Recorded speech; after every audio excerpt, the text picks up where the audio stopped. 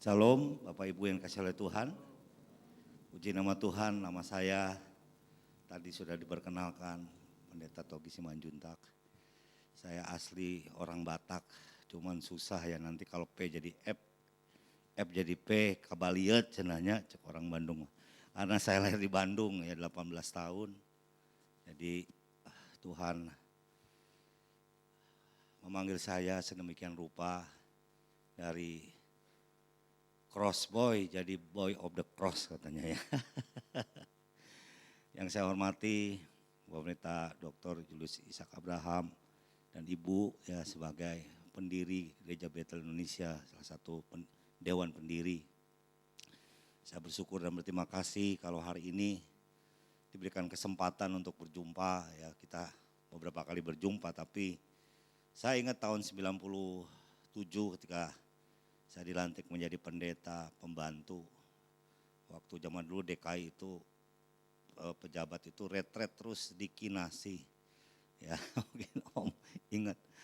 Saya baru lahir baru jadi PDP, saya lihat tokoh-tokoh GBI dan saya masih belajar, dan salah satu yang pembekalan adalah Om Julius, saya panggil Om aja ya karena sudah saya anggap Bapak rohani ya, mentor, buku-bukunya saya banyak baca, saya banyak belajar, dan saya pikir satu hari saya ingin ya seperti beliau lah ya, juga ada Om Suryadi, Om Suandoko yang jadi ketua BPD. Nah bagi kami, khususnya saya pribadi sebagai pejabat Gereja Bethel Indonesia, memang apalagi saya ini belajar sosial ya, sejarah itu tidak boleh kita lupakan. Ya, kalau bangsa ini menghargai para proklamator, seyogianya pejabat GBI yang lama maupun yang baru menghormati para pejuang, para pendiri Gereja Bethel Indonesia. Jadi saya sungguh terhormat untuk datang ke tempat ini, berjumpa langsung, bahkan besok kita talk show tentang pemuritan. Karena ternyata memang saya baca-baca buku Om Ho dan melahirkan begitu banyak hamba Tuhan yang besar sampai hari ini, termasuk kita tahu Ketua Umum Pengurus Pusat Gereja Bethel Indonesia Bapak Pendeta Dr. Rubin Adi Abraham. Ya, itu adalah menurut saya orang-orang yang besar dilahirkan oleh GBI. Dan ternyata kemarin setelah wawancara Om di Sukabumi dengan Pak Alex Wirabudi atas petunjuk Om, beliau mengatakan bahwa Om Ho itu kuat di pemuritan. Dia mengumpulkan banyak orang-orang di sekitarnya untuk dimuridkan. Dan baru kita mendokumentasikan seminari Bethel itu didirikan, kata Pak Alex ya, kita ada wawancaranya. Sebenarnya untuk memuridkan para hamba Tuhan ya lewat Gereja Bethel Indonesia yang baru didirikan untuk diutus ke seluruh dunia menjadi para pelayan Tuhan, luar biasa. Saya bersyukur juga ya Om Julius ini sudah ya katakanlah memiliki sulung untuk GBI ya, Kegerakan Pemuritan Bapak Pendeta Dr. Rubin Adi Abraham. Karena di kepengurusan beliau lah Departemen Pemuritan baru dipikirkan dan ada. Bolehkah kita tepuk tangan bagi Tuhan ya. 6 Oktober 70 saya bersyukur juga bahwa baru periode ini pemuritan benar-benar dipikirkan. Oleh karena itu mari saya dengan hormat mohon izin ya, karena ini Om Julius ini Bapak pendiri yang harus kita hormati. Saya ini juniornya jauh sekali. Ya, saya ingin menyampaikan kepada firman Tuhan yang semoga menjadi berkat bagi kita semua. Puji nama Tuhan. Mari saya lihat PowerPoint yang ada di depan, boleh munculkan ya. Tahun 2019 ketika saya ingin mulai berpikir bahwa saya ingin sesuatu, bahwa pemuritan itu harus dijalankan dan mulai dari keluarga. Saya ingin anak saya pinginnya nomor 2 dibaptis di Israel. Tapi pada waktu itu sebelum bayar akhirnya gagal karena saya melihat travelnya agak sedikit bermasalah di Israel dan banyak hal-hal yang ada longsor dan sebagainya dan gak jadi. Begitu batal tiba-tiba saya mendengar bahwa beberapa hamba Tuhan pulang dan mulailah COVID ada di Wuhan dan menyebar ke Indonesia sampai akhirnya peaknya di bulan Februari 2020. Dan ketika itu semua hamba-hamba Tuhan cukup bergetar ya, karena saya juga ada di grup bersama Om Julius, beberapa grup hamba Tuhan. 1 minggu itu bisa beberapa orang meninggal. Dan kayaknya kita ini kapan giliran kita bertanya kapan kita kena dan meninggal. Saya terus terang saya khawatir kalau saya keluar bagaimana saya pulang akan menyebarkan virus itu kepada istri dan anak. Lalu itulah pemuritan yang saya lakukan adalah it's not what happened, tapi what God say when it happen. Itu sesuatu yang berbeda. Saya mulai berdoa dan tanya Tuhan, Tuhan kenapa hal ini terjadi? Dan ketika pergumulan lewat doa itu ada beberapa pembelajaran yang saya dapatkan dan mungkin ini berguna bagi kita semua. Yang kita pelajari bukan COVID-nya, bukan antivirusnya. Karena antivirus sekarang Sinovac juga beberapa negara menolak. Tapi yang harus kita pikirkan momentum COVID ini apa yang harus kita dengarkan dan Tuhan mau. Sebab lewat kejadian demi kejadian dari kejadian sampai wahyu. Kalau ada kejadian sesuatu terjadi maka Tuhan ini memberikan guidance, sebenarnya arahan bagi kita. Itu yang saya gumulkan dan saya dapat 6 pembelajaran yang mungkin saya share dengan sederhana tapi memiliki sebuah value bagi kita. Dan adakah kita mungkin ketika mempelajari ini, mungkin Tuhan berbicara juga secara pribadi kepada kita. Mari kita lihat next. Kita bisa belajar yang pertama bahwa ternyata Tuhan ingin mengingatkan kepada kita bahwa hari ini kita harus sungguh-sungguh memerlukan Tuhan di atas segalanya. Ketika COVID melanda dunia menunggu antivirus apa yang paling valid, yang paling oke, paling bagus. Tapi kita tahu semua ada kekurangan. Beberapa teman bahkan disuntik booster oleh satu antivirus. Dia langsung kejang-kejang dan sampai hari udah sebulan tangannya gak bisa digerakkan.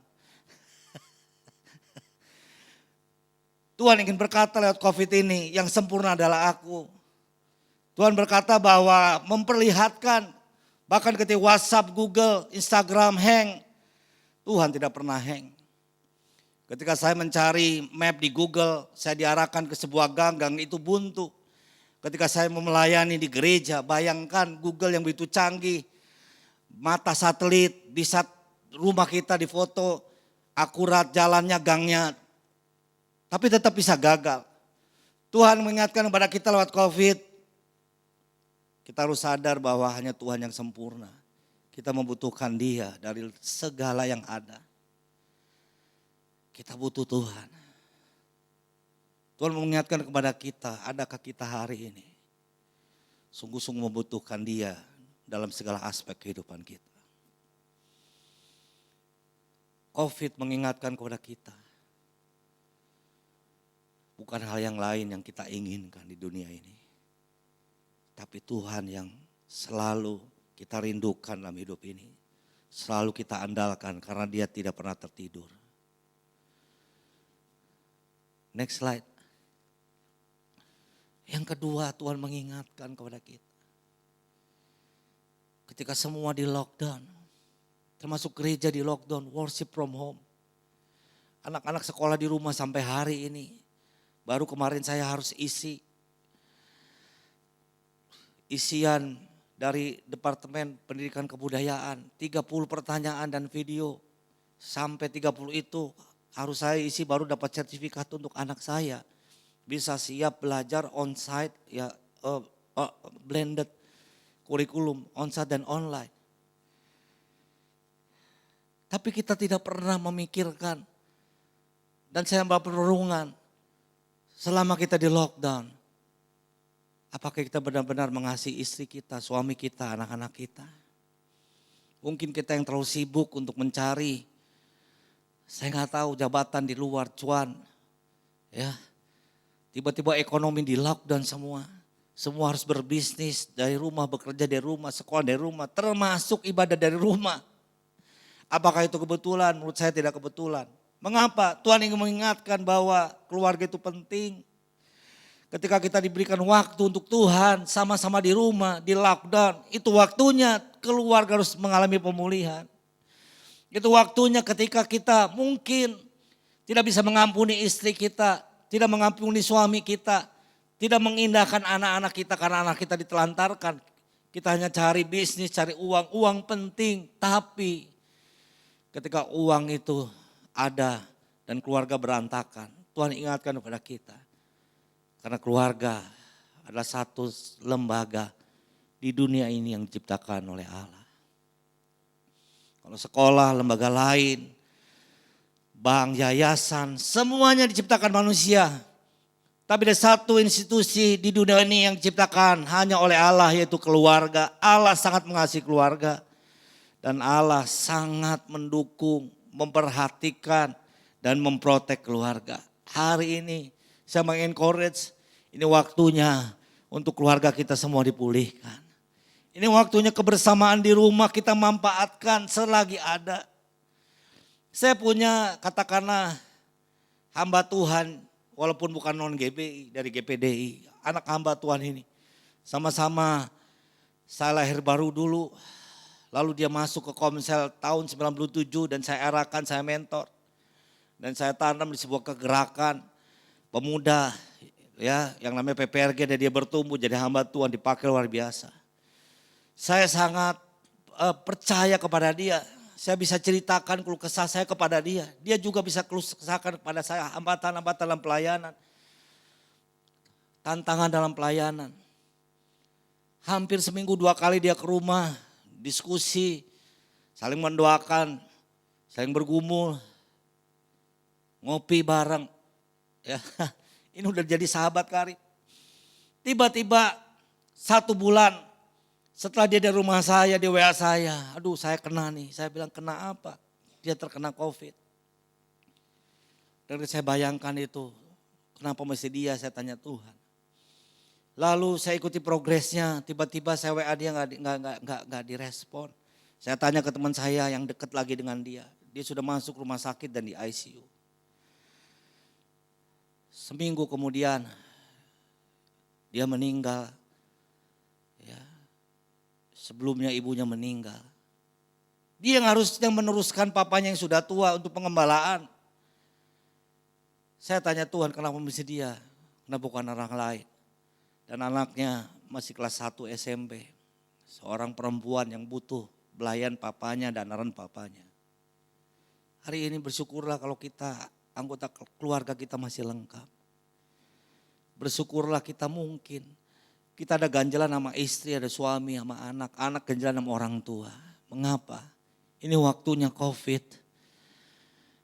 Diberikan waktu jeda untuk Tuhan agar keluarga dipulihkan.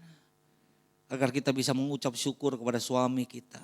Kepada istri kita, kepada anak kita. Anak-anak bersyukur kepada orang tua. Mungkin kalaupun orang tuanya mungkin perfect ya. Orang tuanya suka ngomel. Tapi bersyukurlah keluarga kita masih utuh. Keluarga kita masih diberikan kesempatan untuk untu dan semuanya hidup sampai hari ini lengkap. Mengapa? Karena Tuhan mengasihi keluarga kita. Hari ini COVID membuat paradigma saya berubah. Tentang anak saya yang mungkin sedikit bandel. Anak saya mungkin yang sedikit tidak nurut. Dengan COVID saya tetap mengucap syukur. Karena begitu banyak orang yang sudah merindukan anak, tidak punya anak. COVID membuat paradigma saya berubah. Tentang keluarga, menanggapi istri saya, anak saya. COVID membuat sebuah perubahan di mana online ternyata anak saya bisa main keyboard. Yang nomor 1, nomor 2 bisa melayani sama-sama dengan saya main gitar, saya berkhotbah. Ternyata Tuhan membawa momentum keluarga, diberikan kesempatan bagi kita. Lewat COVID, keluarga dipersatukan, dipulihkan. Next slide. Ini ayat di mana Tuhan mengingatkan keluarga begitu penting. Kalau ada aturan-aturan dalam sebuah kitab, hanya di Alkitablah ditemukan Allah mengatur klausul-klausul. Fungsi suami apa, fungsi istri apa. Hubungan kasih dengan suami istri, anak orang tua. Mengapa? Karena Allah memang sangat mengasihi dan memperhatikan keluarga. Next slide. Satu statement yang bagus dari Mother Teresa. Saya ingat, if you want change the world. Kalau kita mau mengubah dunia, go home and love your family. Pulanglah, dimulai dengan kita mengasihi istri, suami kita, anak kita. Anak-anak mengasihi orang tua, walaupun mungkin orang tua kita gak sempurna. Karena Allah berpusat, transformasi itu berpusat diawali dengan keluarga. Hari ini suami yang gak pernah mendoakan istri dan anak-anakmu, pulang di tempatnya jadi imam. Kita diberikan kesempatan lewat COVID ini untuk teringat bahwa kita menjadi imam, raja dan nabi dalam keluarga kita. Istri-istri yang mungkin gak pernah mendoakan suami dan anaknya, pulanglah. Karena kau diingatkan menjadi penolong bagi suami untuk mengajarkan takut akan Tuhan pada anak-anakmu. Next slide berikutnya. Yang ketiga, saya diingatkan lewat COVID. Waktu itu sangat berharga. Waktu sangat berharga.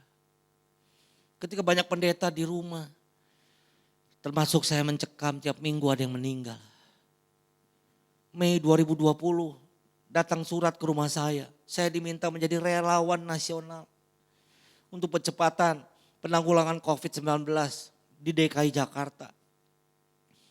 Saya berkata kepada istri saya saat pendeta takut meninggal, saat pendeta di rumah untuk jaga-jaga supaya gak menularkan, gak mau keluar COVID kepada keluarganya. Saya disuruh keluar untuk jadi relawan. Saya tunjukkan surat itu kepada istri saya, gimana nih Mak? Dan saya berkata, bukankah Tuhan telah memanggil engkau jadi hamba? Tuhan, bukan hamba keluarga. Walaupun kau mengasihi keluarga, kalau Tuhan yang suruh. Saya percaya, istri saya ngomong gitu. Tuhan yang memberikan waktu untuk kau usia pendek atau usia panjang. Tapi kalau Tuhan yang suruh, ini bukan kebetulan. Saya merelakan kau pergi. Waduh, kita kayak mau perpisahan Bapak Ibu ya. Akhir Mei saya masuk rumah sakit COVID-19 di Kemayoran, baru selesai. Saya masuk ke drop air aqua, drop beras bersama relawan lain. Pada waktu itu semua pakai APD, bukan kayak kita sekarang. Belum ada antivirus, belum. Semua masih mencekam.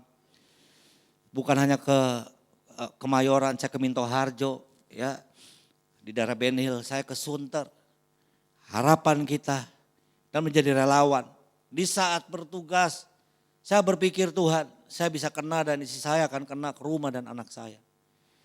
Tapi saya tahu bahwa ada sebuah waktu yang kita bisa persembahkan kepada Tuhan. Waktu ini adalah the golden time, waktu emas. Di mana itu tidak diserahkan kepada orang lain, kepada kita.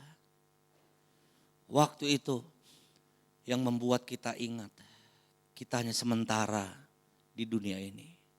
Dan apapun yang kita lakukan sekarang, tujuannya adalah untuk kekekalan. Tujuannya adalah ketika kita berjumpa muka dengan Tuhan Yesus, apakah dia berkata kepada kita, sabaslah anakku, kau telah melakukan apa yang kusuruh dan engkau menjadi berkenan, menjadi hamba bagiku. Next slide. Waktu hanya bisa beranjak maju, tidak bisa beranjak mundur. Pergunakanlah waktu dengan bijaksana. Saya kemarin ke Bandung sebelum ke sini karena jam 11 malam ke Sukabumi. Nyampe 5 jam ya, dibawa ke hutan. Karena Google katakan, wah ini macet mau masuk Padalarang ya. teman-teman ada Pak Bonar ini bagian media Departemen Pemuritan ya. Seorang pebisnis juga dia di percetakan ya. Pak Bonar ini yang mencetak buku Cool di GB Gatsu ya. Beliau yang ini dan buku MSK Departemen Pemuritan beliau yang cetak. Ada Pak Yusak juga bagian media di BPP. Nah, Pak Bonar nyetir hampir 1 jam ke hutan karet kemana, waduh. Saya pikir, tapi begitu sampai Bandung, waduh saya pikir ingat gedung sate, ingat waktu saya kecil. Dari rumah saya 3 kilo, pulang balik 6 kilo main sepeda enak. Lihat tempat main bola saya, orang Sunda bilang moncor ya.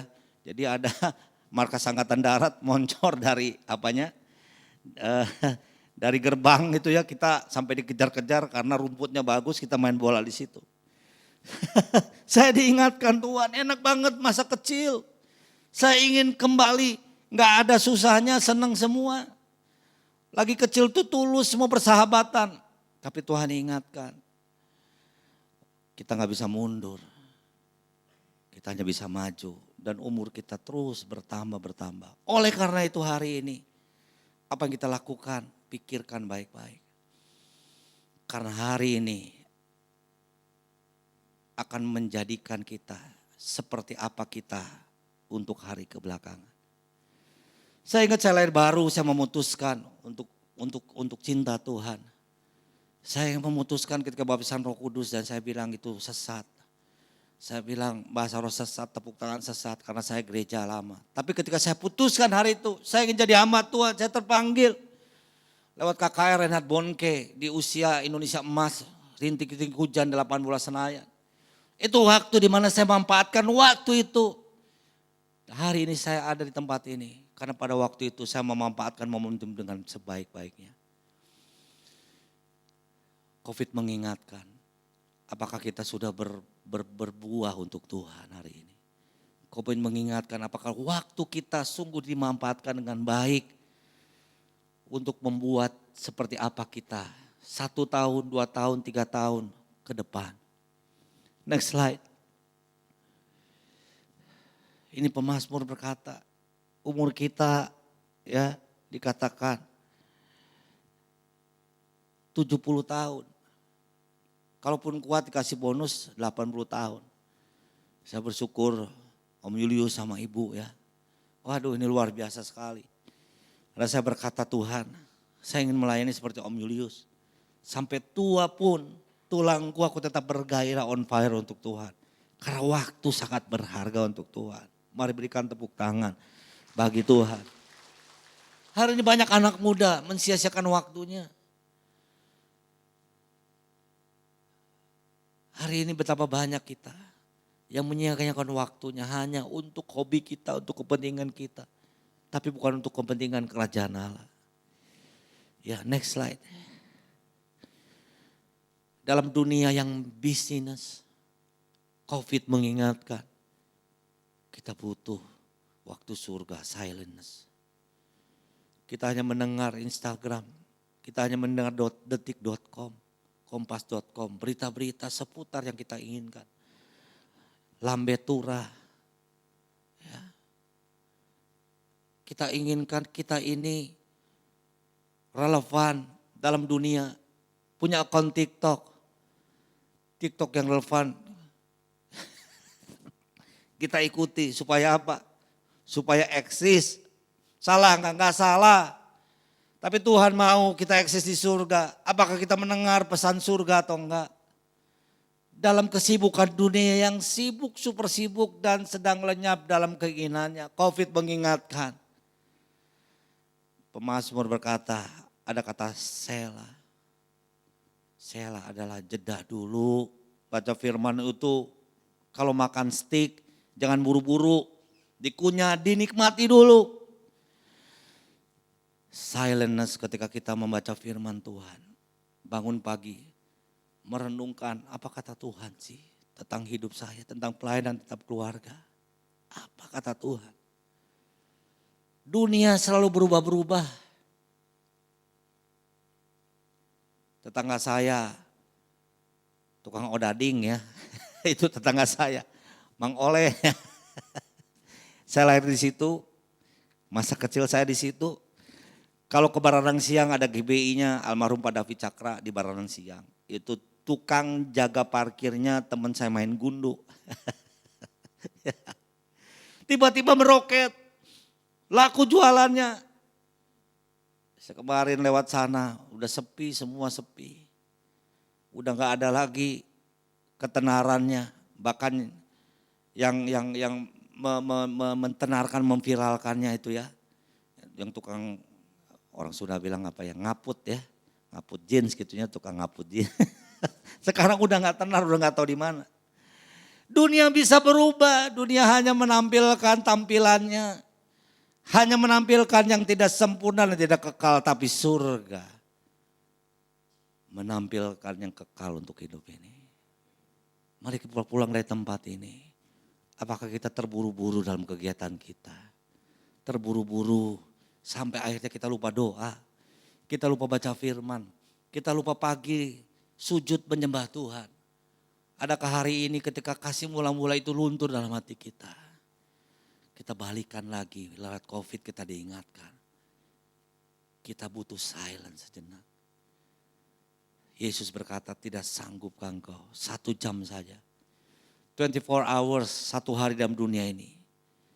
Kalau orang bilang perpuluhannya waktu untuk doa 1 jam aja.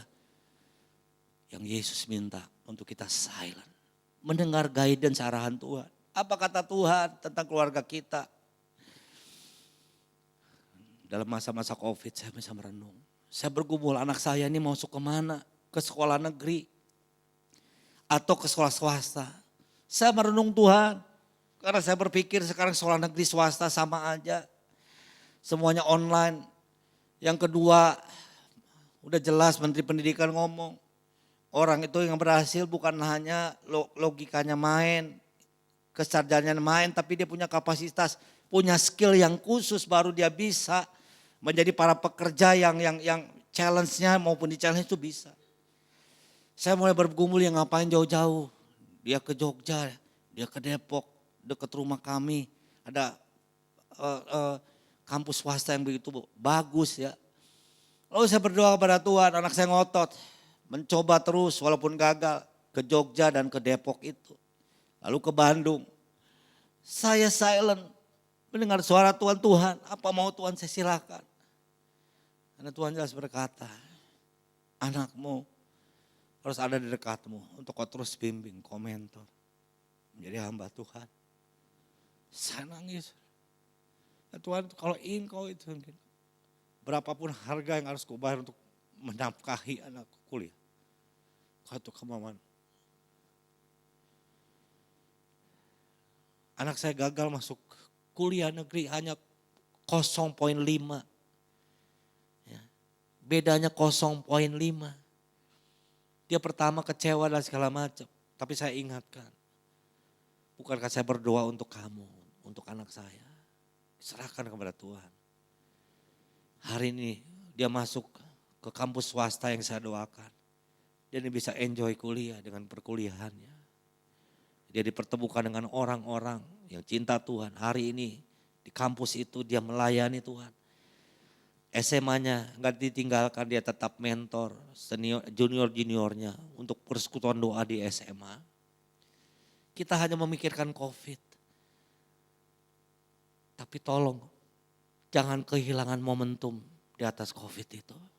Karena Tuhan sedang bekerja, Tuhan sedang berbicara kepada kita, kepada keluarga kita, kepada usaha bisnis, kepada pelayanan kita. Tuhan sedang berbicara. Mari kita lihat next slide. 1 Petrus 4 ayat 7. Kesudahan sesuatu sudah dekat. Karena itu kuasai dirimu dan jadilah apa? Tenang. Entong sieun cenah ceuk Tuhan teh tah bahasa Sundananya. Tenang. Supaya apa kita tenang? Supaya apa? Kita bisa berdoa, silentness. Dalam kesunyian, tiba-tiba Tuhan menyatakan isi hatinya kepada kita. Hari ini yang bisnismu yang mungkin turun, ekonomi mungkin turun. Entong sieun, cicing wae, jempling, berdoa. Dan ketika Tuhan berbicara, Tuhan akan pulihkan semua bisnis kita, ekonomi kita. Tidak ada yang mustahil. Tuhan akan kembalikan. Yang Tuhan mau. Ini yang diajarkan di MSK. Lewat karya salib Tuhan Yesus di atas salib. Penegasannya bukan hanya selamat, dihapuskan dosa, betul. Itu betul, tapi penegasannya yang utama sebelum manusia jatuh ke dalam dosa. Allah audible bisa ngomong dengan Adam dan Hawa. Hubungannya intim Bapa dan anak. Begitu dosa ada, hubungan itu enggak ada. Karya salib Tuhan Yesus disalib. Fokus utamanya, tujuan utamanya. Supaya mengembalikan hubungan yang intim itu. Dan kita bisa berbicara, Aba ya Bapa. Covid mengingatkan kepada kita. Kalau kita sudah ditebus oleh darah Yesus, oleh kematian Yesus di kayu salib. Adakah kita menikmati, menghidupi hubungan bersama Bapa di surga. Supaya kita dapat berdoa. Next slide. Yang keempat, Covid mengingatkan kita harus mengejar yang abadi bukan yang fana. Satu hari ketika saya memberikan suplai vitamin, menurunkan semua dari box dengan relawan lain. Ambulan datang dan turunlah ya seorang bapak-bapak yang menurut saya kok ini bapak-bapak ini di ambulan di belakangnya ada Jaguar. Ya itu kawal pengawal bos-bosnya. Lalu setelah masuk saya tanya kepada nakesnya, nakes tenaga kesehatan. Pak itu siapa Pak? Waduh kita jemput itu dari Pondok Indah. Saya pikir ini orang kaya berat nih, pasti ini orang kaya nih. Ya.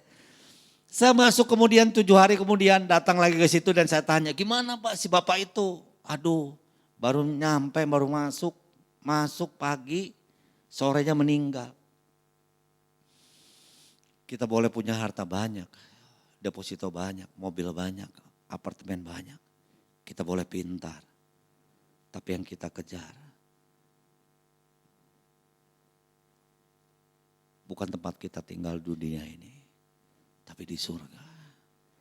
Bersyukur kita diberikan kekayaan. Tapi kelolalah kekayaan itu untuk memuliakan Tuhan. Kelolalah kekayaan itu untuk beribadah kepada Tuhan. Karena yang abadi adalah surga.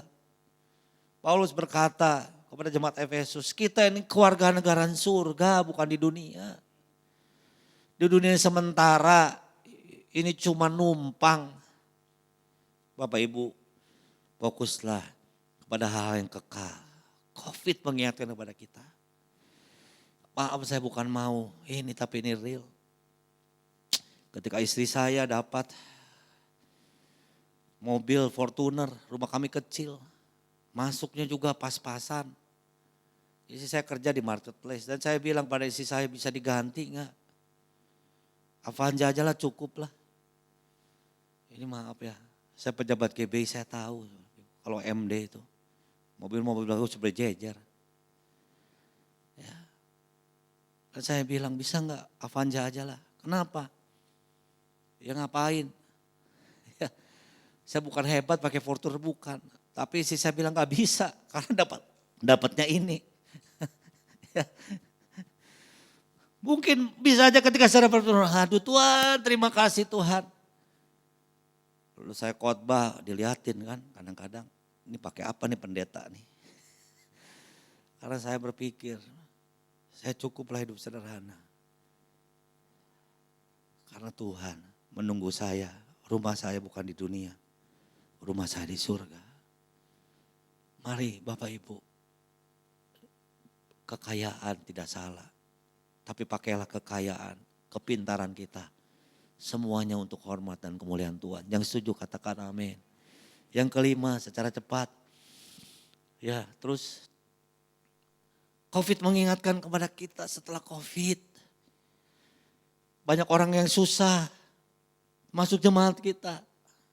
Di sekeliling kita. Tuhan mengingatkan, kasihlah Tuhan Allahmu segenap hati, jiwa dan kekuatanmu. Tapi kasihlah sesama manusia. Seperti engkau mengasihi dirimu sendiri.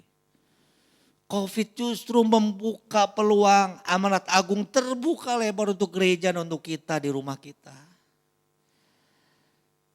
COVID justru memberikan kesempatan kepada kita agar Tuhan melihat kita ini pelit atau benar seperti Tuhan.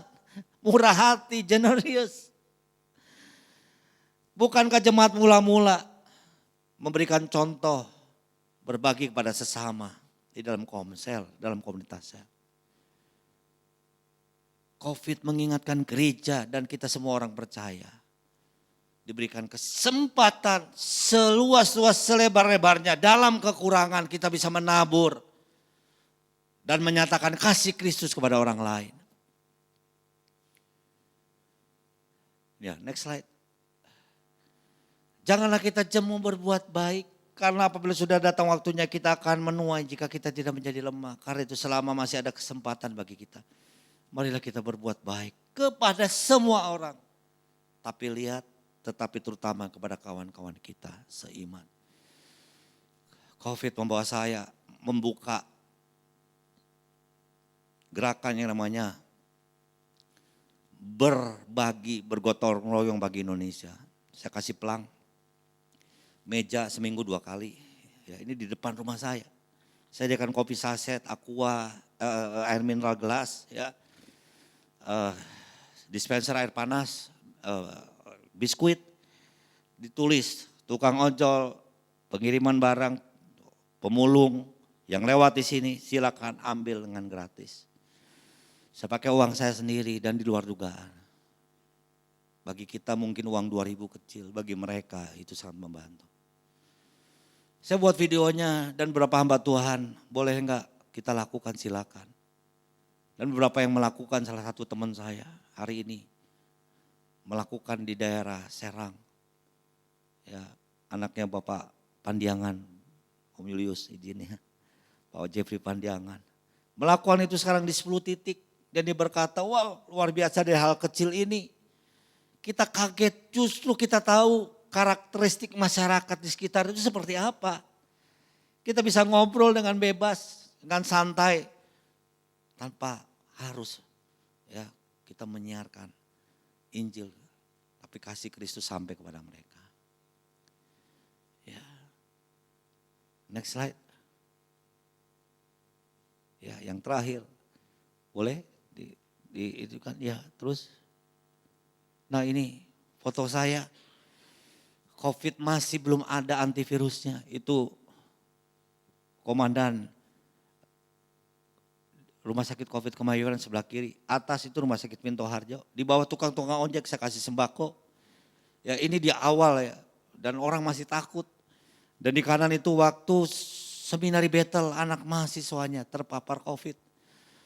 Ya, dan dikepung saya beberapa kali kasih vitamin, kasih diinspektan, kasih nasi bungkus dari relawan kita kerjasama. Dan ketika mereka dieksekusi ke rumah sakit Kemayoran, Bapak Pendeta Gilbert Lumoindong, Bapak Pendeta Hengkiso minta bantuan saya, bisa enggak kirim buah-buahan? Saya mengirim sama-sama masuk ke dalam dan sampai kepada mahasiswa-mahasiswi seminari yang dirawat ya karena OTG di rumah sakit COVID di Kemayoran. Kita harus peduli kepada sesama, ini waktunya.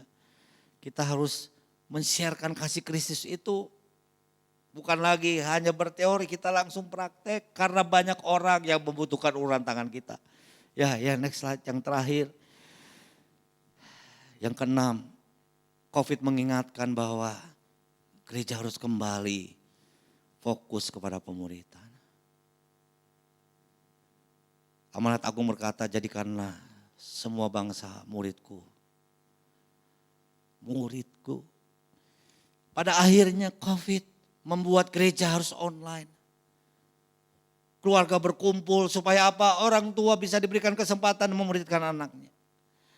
Para gembala, para pejabat GBI, ketua komsel bisa langsung face to face bertatap muka. Supaya apa? Supaya kita kembali kepada DNA kekristenan. Jadikanlah semua bangsa muridku. Gereja di lockdown, diberikan kesempatan sementara di lockdown. Supaya kita sadar bahwa kita harus memuridkan seperti Tuhan Yesus. Dan dimuridkan seperti murid-murid Tuhan Yesus. Saya menulis di sebuah buku saya, kata Kristen muncul di Antioquia.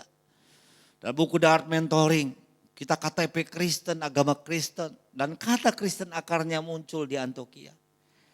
Ketika jemaat Antioquia dilawat Tuhan, perlu dimuridkan, murid-murid mengutus Barnabas. Barnabas lihat betul, tuayan banyak pekerja sedikit, dia jemput ke Tarsus anak mentornya, muridnya namanya Paulus.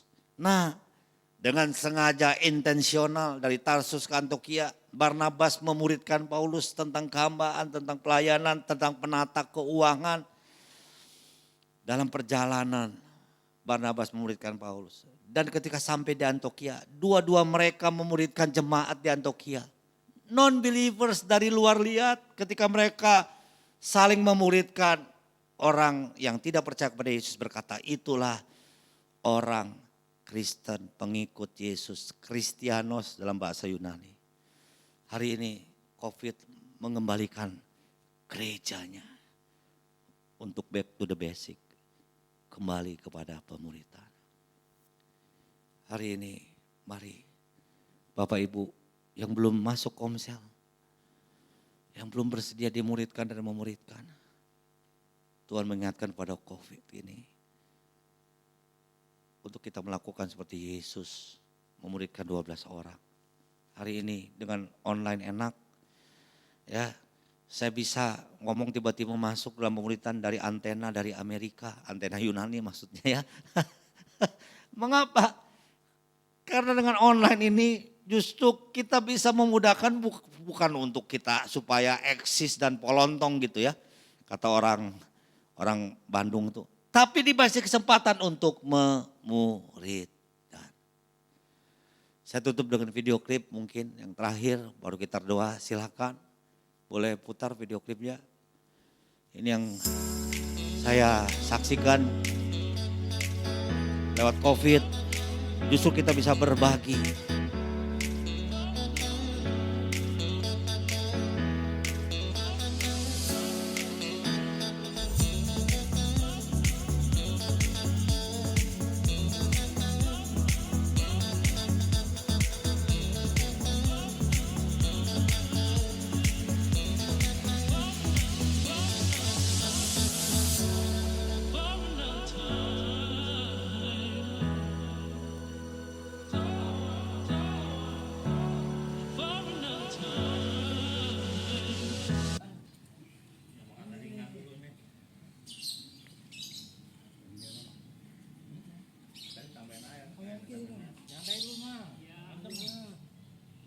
Airnya ambil itu akuanya. Berapa biji kek? Itu tuh rotinya 2 aja 2. Ini ambil 2.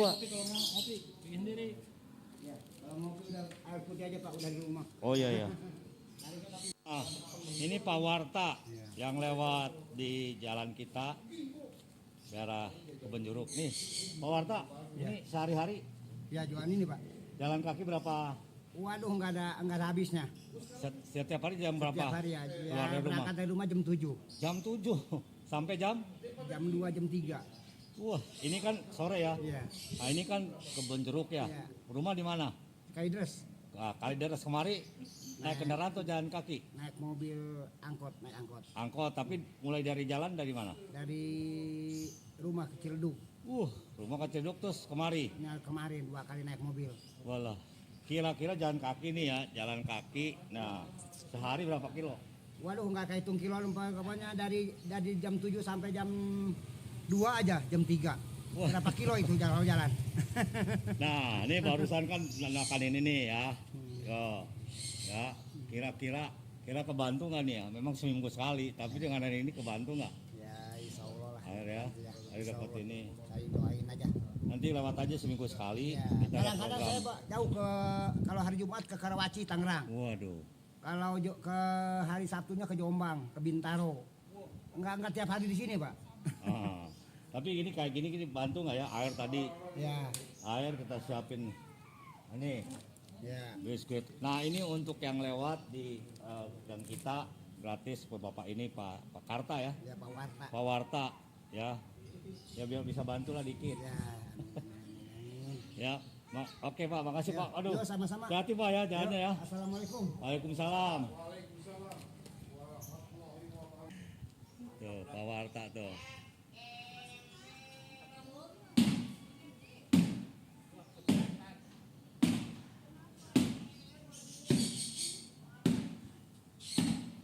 Nah ini dengan beberapa warga. Ini perdana nih. Ya. Dari jam 8 pagi mungkin sampai jam 5 sore ya. Jadi yang lewat sini mengantar paket, pengemudi ojol. Nah tadi tukang dagang tadi, kadang siang panas ya, terik matahari, perlu minum. Nah kita coba berbagi, ya berbagi untuk mereka.